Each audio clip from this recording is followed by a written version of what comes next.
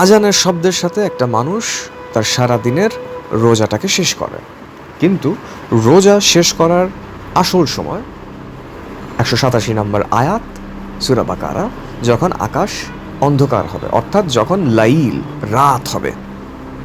কিন্তু ওই যে মুয়াজ্জিনের শব্দ এতই সুমধুর লাগে এক ঢোক পানি খাওয়া, যে ওইটাতেই 1000 বছর ধরে তারা চক্রে। এখন এই চর্চা হইতেছে গিয়ে অপচর্চা, এই চর্চা কোরআনের না চর্চা।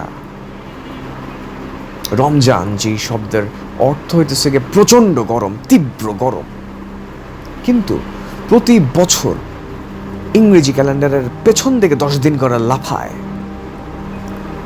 রমজান প্রতি মাসে 10 দিন পেছায় প্রতি বছর, অর্থাৎ সারা বছর ধরে রমজান ঘুরে। যার মানে প্রচণ্ড গরম, সে তো প্রচণ্ড গরমেই অবস্থান করবে, শীতে না, বর্ষাতে না। তাহলে এই যে পরিবর্তনটা 1000 বছর ধরে এটা পালন করে আসতেছে এইভাবে, কেন করতেছে? কারণ কোরআনকে ব্যবসা বানায় ফেলছে।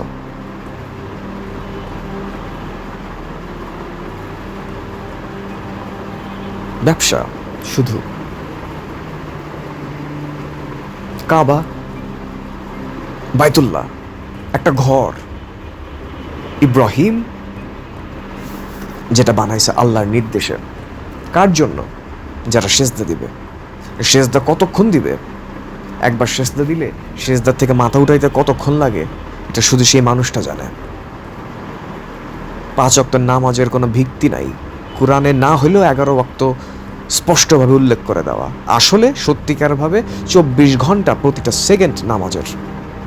তো নামাজ বলে তো কিছু নাই এখন। যেটা হয় সেটা হইতেছে হাততালি, যেটা হয় সেটা হইতেছে শীষ দেওয়া, একটা ব্যায়াম, এক্সারসাইজ চলে। আল্লাহু আকবার বলে হাত তোলে। আল্লাহু আকবার মানে কি? আল্লাহ সর্বশ্রেষ্ঠ, মানে আল্লাহ বড়। তো তুলনা কার সাথে করতেছে? আল্লাহরে। বহিঃশ্বরবাদ, পলিথিস যারা, তাদের জন্য যে শব্দ যুগলের আবির্ভাব, সেই শব্দের চর্চা এখনো। নামাজ যার যেটাকে বলা হইতেছে কি আকিমুসসালাহ, অর্থাৎ প্রতিষ্ঠিত করো। প্রতিষ্ঠিত করো মানে প্রতিবার যেটাকে প্রতিষ্ঠিত করতে হবে, প্রত্যেকবার নতুন কিছু। আল্লাহ এটাও বলতেছে যে খাও, কিন্তু অপচয় করো না।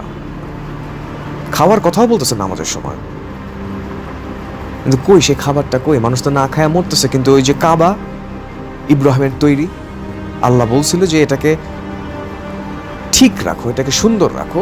সেই কাবার উপরে তো সুটটাই পরানো, সোনা দেয়া। মানুষ না খায় মরে। তো কাবা তো সমগ্র বিশ্বের প্রত্যেকটা মানুষের একটা আশ্রয়স্থল হওয়ার কথা, কিন্তু না। এইটা হইতেছে কি ইসলাম, এটা হচ্ছে মুসলমানের বাচ্চা। এইভাবে চলতেছে 1000 বছর ধরে। কেন? কারণ মুসলমানরা একটা নির্দিষ্ট জনগোষ্ঠীকে দায়িত্ব দিয়ে দিছে, যারা লেবাস পরা।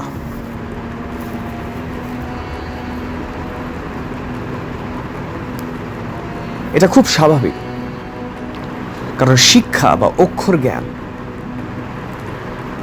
শুধুমাত্র যারা এলিট, ইংরেজি শব্দ, যারা সমৃদ্ধশালী, তাদের জন্য। অক্ষর জ্ঞান একটা ফকিন্নির বাচ্চা থাকার কথা না। কিন্তু গত 200-300 বছর ধরে এই ব্যাপারগুলো অনেক বেশি সহজ হয়ে গেছে, যার জন্য সবাই এখন শিক্ষা গ্রহণ করতে পারে। তো 100 বছরের কথা যদি চিন্তা করা যায়, তাহলে আজ থেকে 100 বছর আগে মোটামুটি শিক্ষা জ্ঞান চলে আসছে।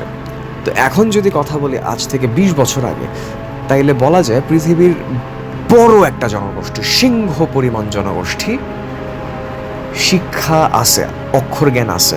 তাইলে সুরের বাচ্চা তোরা কোরআন পড়স না কেন? তোর বাপ মা তো, তোর দাদা দাদিরা তো খাবারের অভাবে, খাবার কিভাবে জোটাবে তোদের জন্য সেই অভাবে তারা কাজ করে গেছে। তোদের চিন্তা কি নিয়ে তোরা কোরআন পড়স না কেন? হারামজাদার বাচ্চা। কোরআনটা পড়লে তাদের মাথায় ঢুকবে আসলে কি করা যাবে, কি করা যাবে না। এটাই সর্বপ্রথম কাজ মানুষের।